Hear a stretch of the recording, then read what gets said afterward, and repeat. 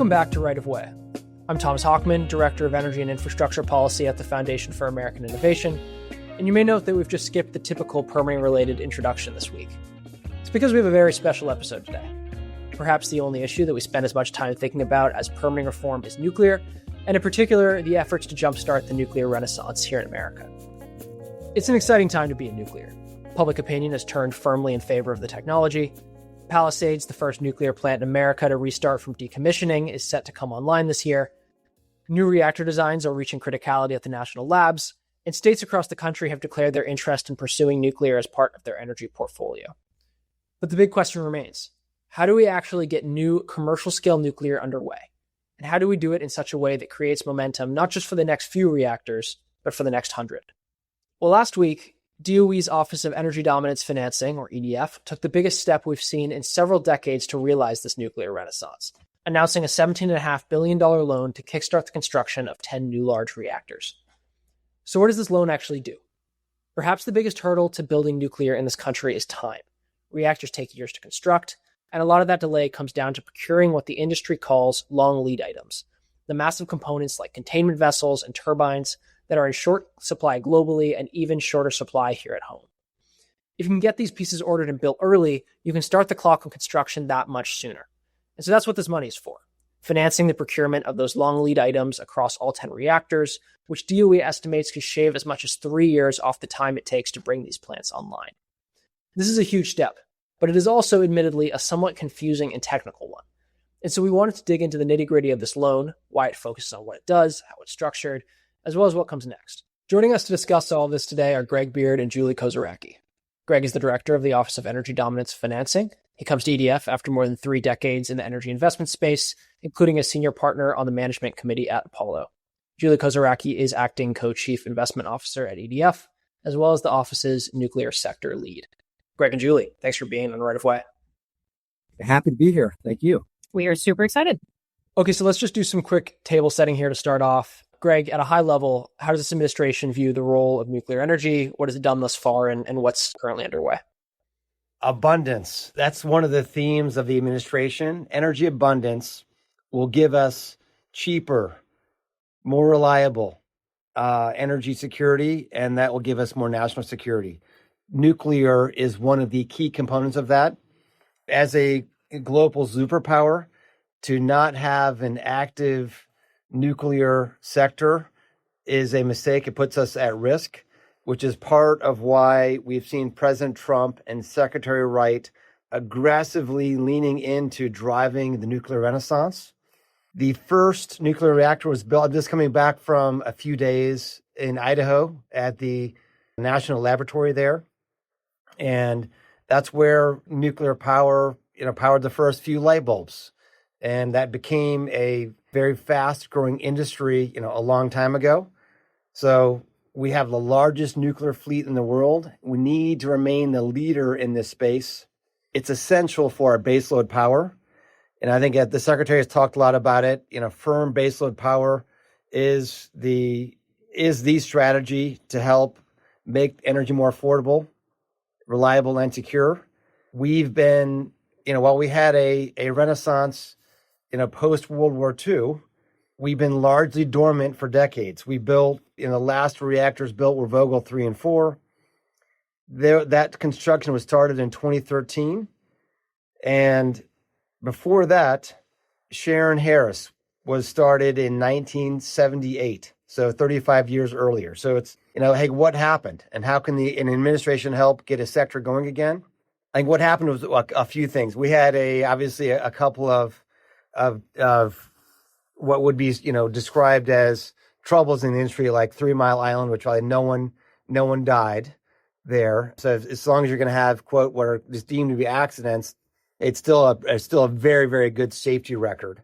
But a result of that, and a result of like the 9/11 attacks, is that we red tape the industry to death. And so I think what you've seen this administration come in and do, and really across the board, but in the energy sector in particular, is we've restructured the NRC. We're now attacking permitting reform. The idea that, even in our office, we've looked at NEPA and Davis-Bacon. So we're trying to do what we can as a government to really help partner with industry rather than slow it down. And that's John Wagner, who runs the lab in Idaho. He said it's really invigorating all of the thousands of lab workers there to bring in and partner with these entrepreneurial like microreactor companies. That's a total shift in a space. The equity markets have noticed. I think we have a space now where while we need government support and help on the regulatory side and with capital from EDF to restart like the supply chain, for example, which I know we're here to talk about, the entire industry is getting the benefit and the country will get the benefit of the shift in regulatory policy and focus as a part of this nuclear renaissance. So it's really a very exciting time. I think the most excitement the most hope the industry has had in literally decades. And I would say, hey, we have learned from the industry mistakes, and we now have a government that is out of the way from a red tape standpoint and really acting more as a partner for entrepreneurs and as utilities as what you'll hear as well. And we know that's going to be the needed first steps to really help implement this renaissance. So this podcast is primarily a permitting reform podcast. So I appreciate the NEPA shout out in the first answer. Julie, the president had 4 major nuclear related executive orders last May. Greg just briefly mentioned them. Perhaps the most notable, though, at least sort of in my view, was the one that called for the 10 large reactors under construction by 2030, specifically called out EDF as the office responsible for effectuating that goal. So, can you explain broadly what's EDF's role in nuclear and why does the administration view it as such an important lever for achieving its goals?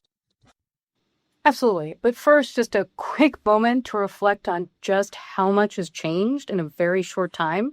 I remember that 2 years ago, even talking about new large reactors in public was impolite and bordering on unprofessional. Palisades shut down for decommissioning in 2022. So an enormous amount has changed in a very short amount of time. And so, as you mentioned, as the executive order recognizes, EDF is an incredibly powerful tool for nuclear deployment because nuclear needs a lot of capital that has generally been unavailable from private sources. And low-cost, long-term debt is essential for nuclear because interest can be a disproportionate expense for nuclear because of the amount and timing of CapEx during construction. So, for example, EDF provided $11.5 billion of loans for Vogtle Units 3 and 4, and our loans saved Georgia ratepayers over $3 billion just in interest costs alone. I also want to take a second to reflect the power density that with just those 4 reactors now up and operating at Vogtle, it's the largest generator of electricity in the United States. And I think it's incredible that there are only 54 nuclear sites that many of us can name, and those provide a fifth of the electricity for 340 million Americans. I'll also note that same EO set to target for 5 gigawatts of power uprates to the existing fleet. And our $26.5 billion loans to Southern Company included over 300 megawatts of uprates for Vogtle Units 1 and 2, as well as the reactors at Hatch and Farley. And we have more in the pipeline. We're also working with our friends in the Office of Nuclear Energy on uprise to maximize uprates. And those are pre-2030 new nuclear megawatts. So we should be doing absolutely everything we can to accelerate those going on the grid. Ask your local nuclear operator how they can go faster. I will also say that we are supporting restarts. So Palisades is on track to be online later this year. 3 Mile Island should be online next year. And then Duane Arnold will be the third and final restart. So we're currently at 94 large operating commercial reactors in the U.S. And when those 3 restarts are complete, we'll be back up to 97. Makes sense. Yeah, and super exciting to hear about the Duane Arnold loan as well. So Greg, EDF, newish name, I guess, a year old at this point. Different strategy for loans, it seems, compared to the earlier iteration of the office. Seems to be working at an accelerated pace. So what makes this version of the office different? Yes, Energy Dominance Financing is the new name. And we rebranded because our focus is so much different from what had been in the past. We have the benefit of having a couple of $100 billion of appropriated capital, more than $250 billion. And my goal as director is to get that capital deployed into the economy in ways that help, as we've messaged, help make energy more affordable, reliable, to make us more secure. It'll help with the reindustrialization of the country. This long lead time item alone in nuclear is a great example of that. And I would say the focus that we have now as an office is nuclear, critical minerals, utilities, certain types of hydrocarbons, grid and transmission, and manufacturing and transportation. So we have reorganized our areas of that we call priority verticals. And within each of those, every deal or potential deal, we measure the impact given the amount of money that we lend to those types of projects. And I think the biggest impact that we can have is reinvigorating the nuclear supply chain that will allow for the construction of these large-scale reactors. So I think you will see more money go to nuclear, and we're reserving more than for the other areas, but just because the impact will be so great. But hey, we're having success. We're fully in business now. We have, just last week, we had more than $60 billion of capital committed or closed on about 16 different projects. And as I said, every one of those projects we measure by impact on the American people. But we're excited to talk about nuclear. We're excited to be deploying now in that space, just for the reasons that we have not seen enough activity. And just because you can have the impact of large scale reactors in terms of energy abundance and all of the ancillary benefits of that will just flow through the whole, energy ecosystem here. So one more question on the EO, and I think it'll help us transition into talking about the loan itself, or I guess I should say the loans themselves. So notably, EO doesn't just say 10 new reactors, but rather 10 large reactors with complete designs. That doesn't seem random that there's that addition. So why is that? Yeah, it's not. There are a variety of reasons why we support the EO reading as it did. I guess number one, we now have a point in society, or maybe in the world, where there is almost an insatiable need for additional electricity, and energy prosperity will give us affordability, which will give us national prosperity. I think you could contrast us to what's happened in Europe, where one of the ancillary detrimental things of tripling your cost of energy, which happened for a variety of reasons, is that they're now seeing the associated job losses and loss of industry. It's really tough to run an economy that needs to be competitive on a global basis if your electricity costs are triple the global average. So we need to have, and we know the data supports, energy abundance will lead to affordability. So we're now in a world that's much different today than it was even 5 years ago, where AI, the energy demand growth is largely driven by AI, and we want to support it. We think it's essential that we support that. Though the need for AI doesn't come 1 megawatt at a time. It's measured in gigawatts. So we literally need hundreds of gigawatts, and it's tough to imagine a world where we need less rather than more electricity. So if you're looking for gigawatt scale operations, economies of scale can give you real benefit. And I guess starting the large scale reactor program in the US, that is about as big a task as you can come up with. I think we figured out it may end up impacting something like 40 states, and it'll be literally close to 100,000 jobs added sort of nationwide. So this is not something that the private sector can do without our pushing and benefit. And keep in mind, we're talking about loans. These are not grants to help restart a supply chain. It's loans. And we know that the large scale reactor program, that those reactors can last for maybe as long as 100 years.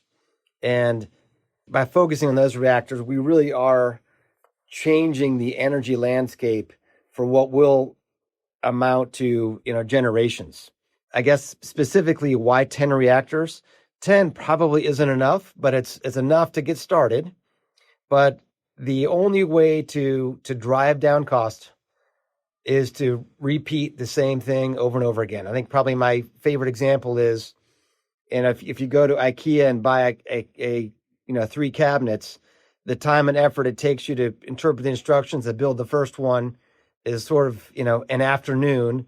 And then by the time you're on your second and third one, you don't need the instructions anymore. And you're down to, 20 minutes. It's something that if you repeat the same thing over and over again and really build that muscle again, which means having a labor force that is accustomed to doing the same thing over and over again, you then have the potential to drive down the cost. And that's really what the nuclear space needs, is enough scale, and 10 is a good start. But the idea of 10 is to have the potential for the economies of scale that you can get from having the same design. The quantitative example I will add to Greg's IKEA example is that hot functional testing at Vogtle Unit 3 took 94 days, and it was down to 42 days for Unit 4. So there was material improvement just between Vogtle Units 3 and 4. The executive order really calls for complete designs. And so, hey, while we have seen a tremendous amount of support for every segment of the nuclear space to support the Renaissance, if you're in the lending business, as a senior lender, we really can't do like venture debt. So if you need capital to complete your design in order to build it, that's probably not appropriate for a taxpayer-funded lending office to lead. That really sounds like an equity solution. But I would say, hey, to the extent we have, it might be described that we have sort of chosen a technology, and we have it. I think the industry chose it for us. So we're creating this long lead time item program, and we believe that we will have, we have an interest already from more potential buyers and users of that program than what we have capital for. But if there are other designs that the industry and potential users want to support, we want to lend to those as well. So this is not an exclusive idea. And then just for those that are, pre-design complete, still call your DOE, because we have grants to help support those endeavors and want to see those projects succeed as well. Yeah, so for the true nerds out there, there's a great paper on your IKEA point from Arnulf Grubler, which looks at the French experience of scaling up nuclear and how when they were building more and more of the same reactor, costs were coming down, but every single time they switched designs, there was a price spike. I mean, I would just add, Thomas, we studied, and it has been studied, the cost to build, say, the first reactor once we get this program going again, should be as much as 30% more than what the fifth or sixth or even seventh reactor will cost. So we are expecting and anticipating a very meaningful move down the cost curve as we repeat the builds. And I mean, Vogtle 3 to 4, right? There is a pretty significant decline in the cost of reactor 4 compared to reactor 3, which I think, this brings us to the big news from last week. EDF announced a conditional commitment for $17.5 billion across 5 loans. These loans are for long lead items, which we mentioned in the intro. But I think sort of to start off here, 2 questions. First, I think it might be helpful to share a few examples of specific long lead items and what makes them long lead items. And then I think the second bigger question here is, there's some straightforward logic to, if you're going to do a loan in multiple parts, you want to start with the stuff that takes the longest to get going, for sure. I think the question that follows from that, though, is, why do this in multiple parts at all, right? Why not just do a gigantic loan for the full start to finish construction of the reactor? We are so excited about this project and the way it's structured because this approach for long lead items will accelerate commercial operations dates by 3 years versus if we were going through normal course where utilities were going through FID and waiting to place these orders. And to be clear, long lead items are complex components that require years-long manufacturing. So these are things like containment vessels, steam generators, reactor coolant pumps, and prefabricated structural modules. So these loans cover 14 big ticket items, and then there's about 140 smaller ticket items as well. Procurement is about 25% of the total cost of the overall projects. Most of the cost is construction labor. But it is important to remember that the AP1000 is modular. It has over 300 modules, and also that the A in AP1000 stands for advanced. Apart from Vogtle 3 and 4, all the operating commercial reactors in the US are Gen 2 light water reactors. And compared to older designs, the AP1000 has a smaller footprint, fewer valves, fewer pumps, and fewer labor hours to put together versus older stick-built designs. And as Greg mentioned, our analysis as the lender for Vogtle, which aligns with Kura Shirvan's great work, indicates that most of Vogtle's cost was structural first-of-a-kind cost underestimation versus cost overrun, because the design was not complete and there was no supply chain infrastructure. So now that the design is complete, it is much easier to put cost and schedule parameters around future builds. But figuring out the investment tax credits, hyperscaler PPAs, EPC contracts, and construction loans is going to take a bit of time. So we might as well be making the steam generators while we're doing that work, because we are so confident that these reactors will get built. And to Greg's other point, the way to drive out cost is to standardize and repeat build. And the items funded by these loans are so standardized to the point of being completely interchangeable between projects, which hugely increases the value of our collateral, because it means that if one utility changes course, another utility can take their place. So given the AP1000 size and its 300 modules, would you say it's fair to characterize it as a large modular reactor? It is a large modular reactor for sure. Perfect. So it's pretty clear that these loans, even compared to your average EDF loan, which is not, I think, already well understood by the public to begin with, I think this one's, uniquely complicated. So give us the full readout here. How is this loan, or how are these loans structured? I would say uniquely special, uniquely wonderful. First, important to emphasize that these are not loans to Westinghouse. I think most of the coverage got that right, but I think really important to emphasize these are not loans to Westinghouse. They are going to be loans to special purpose vehicles, or SPVs, and those SPVs will have equity contributions from both Westinghouse and a utility customer. So there will technically be 5 loans structured for 5 utility 2-packs for a total of 10 reactors across the program. So both Westinghouse and their partner utility will have to put up $500 million each for each of the 5 2-reactor projects. So that's $1 billion in equity contribution per SPV. So the numbers from the announcement that you heard was, $17.5 billion of principal across 5 SPVs. So that's about $3.5 billion. It's roughly $4 billion when you include capitalized interest, which is how we get to the sort of 80-10-10 structure for total project costs. So the total project costs across all 10 reactors are expected to be up to, with a good amount of contingency, about $25 billion. Okay, so Greg, there are 5 utilities that will partner with Westinghouse across these 5 SPVs. Who are the 5? Are you picking them, or maybe when will we know who they are? So we've got 7 signed letters of intent from both regulated utilities and independent power producers, and that doesn't include. I think we probably have 8. Is there's one who hasn't given us a signed letter, but they keep us posted on the their board level activity and say that they're keen to move forward in an expedited fashion. So we think we've got 8, let's call it, and a room for 5. And so who gets the 5? And the answer is the utility and or independent that moves the fastest, that gets us the confidence that once they take the loan that they will meet their sort of mile markers to get this power built and online the quickest. The intent is not to lend for long lead time items and then have the parts sit around in a warehouse. The intent is to do this in order to spur the industry to fast track and give this country access to the power that we need.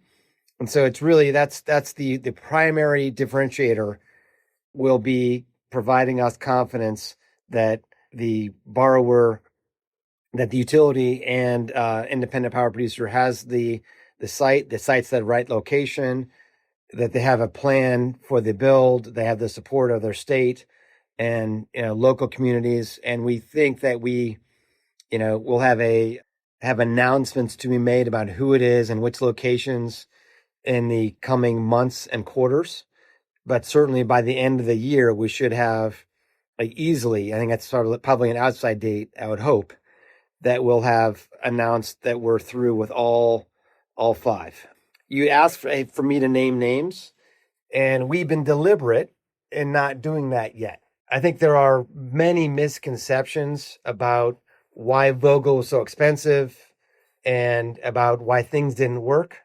And we do not want to prematurely announce names that might negatively impact the public market or other regulator or other perception of what those utilities or independent power producers are doing. But having personally looked at the financial math, I can say all of the pieces to make these projects work well for equity owners and for ratepayers and hyperscalers and for the government, all the pieces are on the table and are known.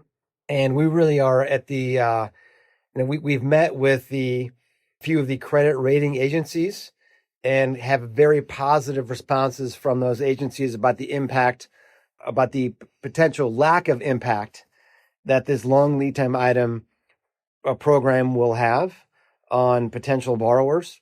And I think as soon as we can, we want to get that same message out to the equity research community to explain why these projects will actually have a very favorable impact on the aforementioned parties. So it's where these are not going to be going on balance sheet, which is how Vogtle was done. These will have very long-term PPAs, 25-year PPAs from hyperscalers.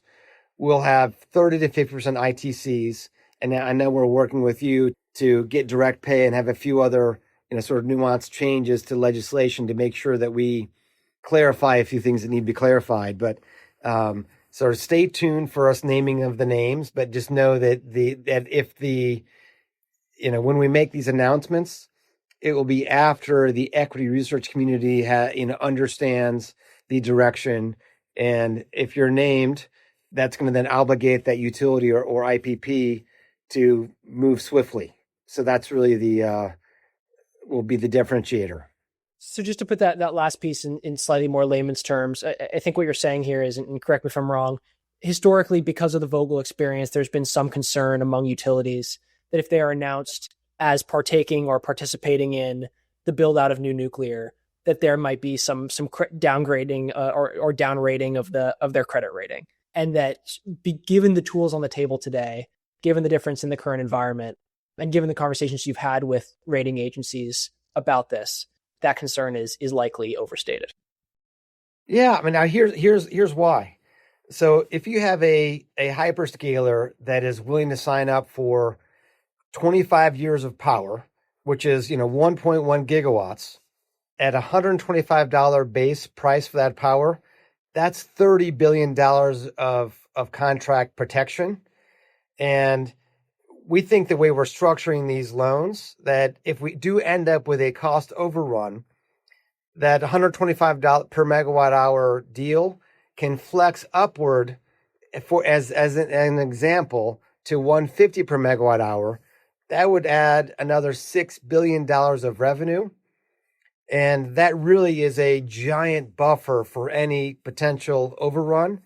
And as a reminder, like the next reactors, we're expecting them to cost $10 billion. So we can get, if you're getting $36 billion of revenue protection, and you have, and your operating costs are famously low, that is a lot of margin for the potential cost overrun and margin that would benefit to the for the equity owner and for the benefit of the ratepayer. So this is what we're expecting to happen. And the hyperscalers are there, and they are supporting these programs and this technology. So, and that will manifest itself with a hyperscaler PPA that really acts as and I would describe it as, that's really the bedrock that makes all of this happen. And I think the equity research analysts probably don't understand the power of that PPA when they're doing their analysis, but they will.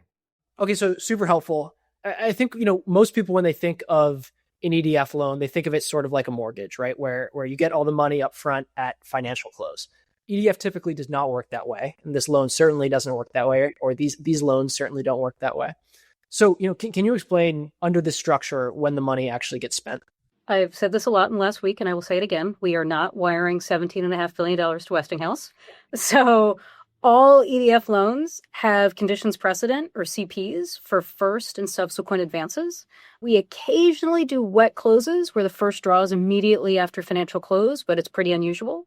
So in this case, DOE will largely be reimbursing purchase orders as they're made.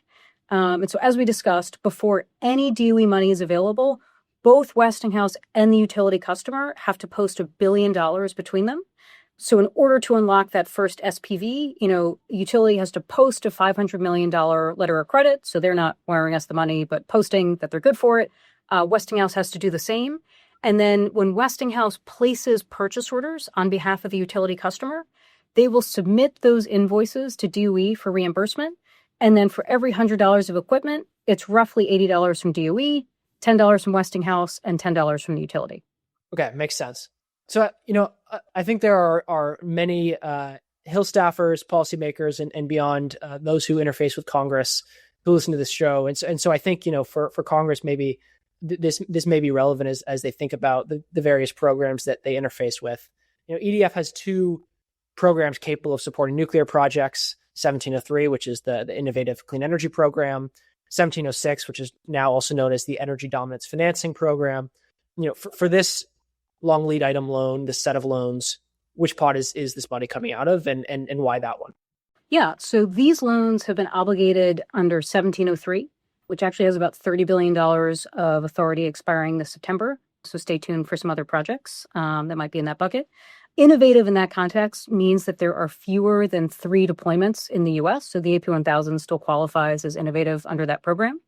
And then to your point about credit subsidy, so we get two types from Congress. We get both loan authority as well as appropriated credit subsidy. And credit subsidy is the cost to the government of making the loan. And so last year in 1703, we were appropriated $150 million of credit subsidy specifically for nuclear. And so we will be using a good chunk of that $150 million of credit subsidy to support these loans. And to be clear, long lead item loans are just the first step. We very much intend to be the construction lender of choice and expect those construction loans to likely come from both 1703 and 1706. Got it. Okay, so yeah, you're teeing me up here. So Greg, walk me through the timeline here moving forward as EDF sees it, right? So you have this long lead item loan with a bunch of utilities partnering with Westinghouse to buy the items. What's coming next, right? When, what are the various players that we're already hearing about? EDF, Westinghouse, utilities, hyperscalers even playing in it? Yeah, so we're pretty far down the path. We've already got interest from these 8 utilities and IPPs as I described. We are now engaging with all 8 of those parties with the goal to get the 5 sites and 5 partners identified. That will give us the highest probability of having a restart of this large scale program as quickly as possible. So hopefully by the end of the year we will have announcements around that. And then the executive order stipulates that our goal is to have 10 large reactors under construction by 2030. We think that's a goal that we can meet, but we can't delay. And then when we succeed on meeting that goal, that means we should have power from the first builds by 2035. So it's still sitting here in 2026, seems like a long way off, but having the long lead time item program start now will expedite and de-risk and hopefully lower the cost of this endeavor. Got it. Yeah. So, it sounds like there's a clear pathway. You mentioned, you're hoping to be able to have news about these 5 utilities by the end of the year, which is super exciting. So there's a clear pathway to getting these LOIs purchased. As we've mentioned, as we've discussed already, the next step is building the reactors themselves. What bottlenecks are still out there? You mentioned direct pay. I think there was some mention of the ITC. So what should Congress be thinking about here as they think about that second step? As I'm about to say this, I'm surprised or disappointed that I don't have a hat or a poster that says this, but a 50% ITC is buy one reactor, get one free. And a 30 to 50% ITC already serves as cost over on insurance. A 30 to 50% ITC is the federal government committing to pay 30 to 50 cents of every overrun dollar. But we've consistently heard that there are a few things that might need to be adjusted to make those ITCs fully usable.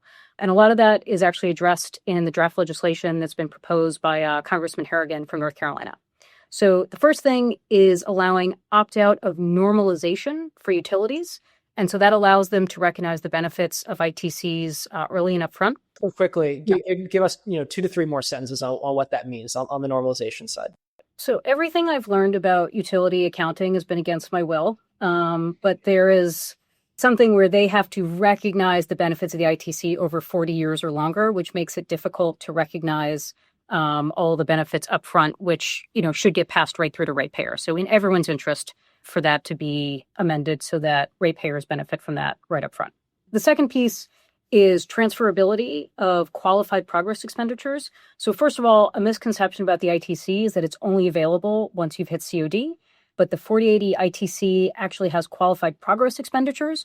But really key to making sure that those are usable is that they are transferable to other parties, because there are very few entities that will have the enormous tax appetite to absorb the billions of dollars of ITC proceeds, even from a single reactor. The third thing, which Greg mentioned, is direct pay. And so that would help us meaningfully stretch our loan authority so that we can lend to more reactors, because if you are effectively receiving those billions of dollars of ITC proceeds during construction, you have to borrow a lot less money to complete construction. So really important to make sure that the ITCs are fully usable and that we are pairing them with our lending authority in a way that helps us stretch it as far as possible. Got it. Yeah. So the bill that Julie mentioned at the beginning is the Harrigan HR 8482 bill, which looks to solve some, but I think not all of the problems that Julie just listed.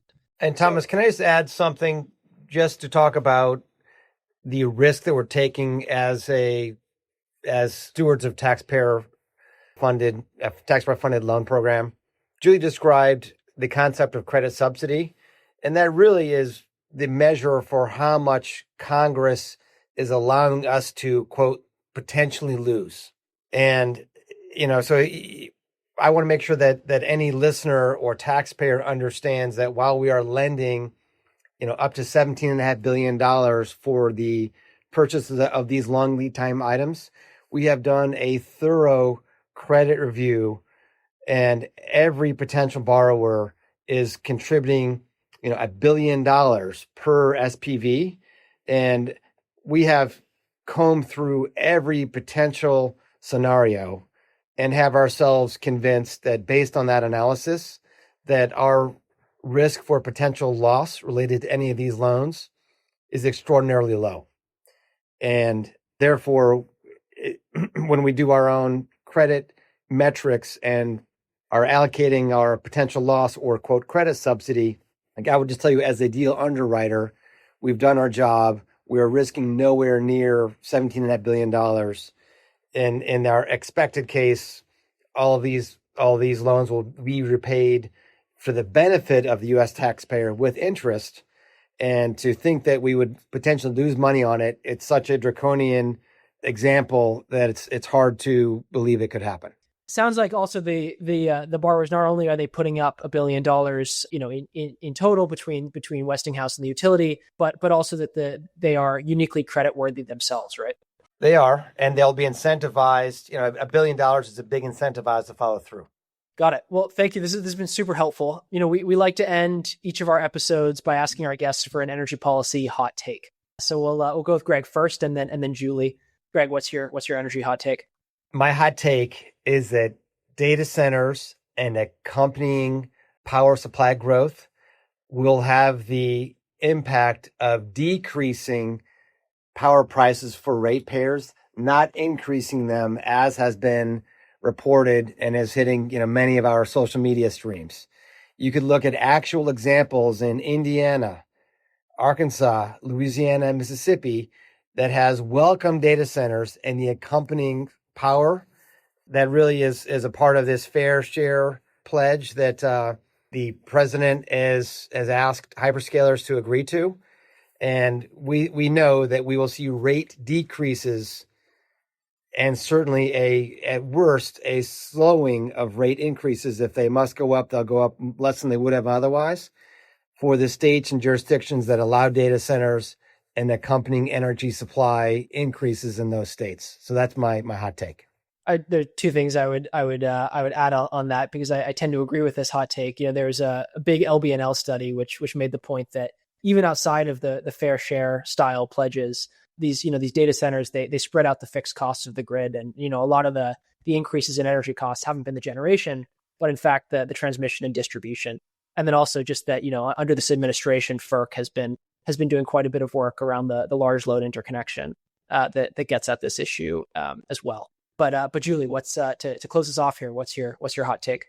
My hot take, and literally everyone is unhappy when I say this: solar is not firmed by batteries. Solar is firmed by gas. So solar and batteries is never the right comparison for nuclear. And you take a look at Texas, you can go on the ERCOT website and look at their generation across the course of the day. They have an enormous amount of solar, but what really ramps up at night is gas. It's not batteries. And they do have batteries, but there's just so much gas that really firms the solar and allows them to take advantage of it. And then even in CAISO, you can do a similar study. The pesky imports into California do a lot of the heavy lifting, and that includes a lot of nuclear from Palo Verde, as well as hydro from the Northwest, and yes, gas. Well, if nobody were mad, then it wouldn't be a hot take, right? So perfectly done. Greg and Julie, thanks for joining right away. Thank you. Thank you. Thank you. Bye-bye.